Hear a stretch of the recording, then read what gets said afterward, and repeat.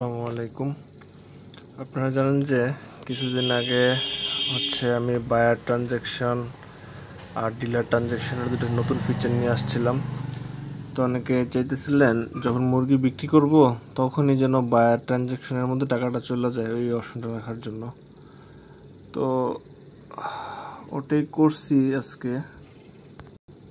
ধরেন এটা হচ্ছে আপনার বায়ার বা ক্রেতা। তো এই ক্রেতার সাথে যদি যে পার্সোনাল লেনদেনগুলো আছে এখানে ট্রানজ্যাকশন এখানে আপনার দেখাবে। হ্যাঁ, তো এগুলো মূলত আপনি যখন মুরগি বিক্রি করেন তখন এখানে এসে ম্যানুয়ালি অ্যাড করতে হইতো। তো নতুন করে যেটা করছি সেটা হচ্ছে সাপোজ আপনি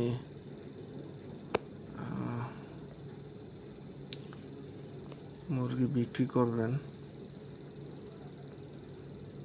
তো দেখেন নিচে এখানে কোনো অপশন নাই সেভ সেলের উপরে। আপনি যখন এখান থেকে একটা বায়ার সিলেক্ট করবেন, সাপোজ ছোট্ট আবুলকে আমি সিলেক্ট করলাম, দেন ওর কাছে আমি 10 পিস মুরগি বিক্রি করলাম, ধরেন 15.300 কেজি, 145 টাকা রেট।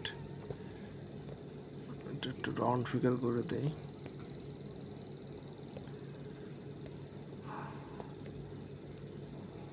ওকে, এই যে দেখেন এখন নিচে একটা অপশন চলে আসছে, link this transaction to buyer. এখানে যদি আপনি এটা চেক করে দেন তাহলে ওই যে ম্যানুয়ালি আবার যেটা অ্যাড করতে হইতো ওইটা আর অ্যাড করতে হবে না, সরাসরি এখান থেকে ওই জায়গাতে অ্যাড হয়ে যাব। যদি আপনি এটা চেক না করেন তাহলে শুধুমাত্র সেল হিসেবে কাউন্ট হবে। এই যে সেল হিসেবে এখানে কাউন্ট হয়েছে। আর এই যে ছোট আবুলের কাছে বিক্রি করছে, আপনি যদি এখানে ক্লিক করেন সরাসরি ছোট আবুলের প্রোফাইলে নিয়ে যাবে আপনার এখান থেকে।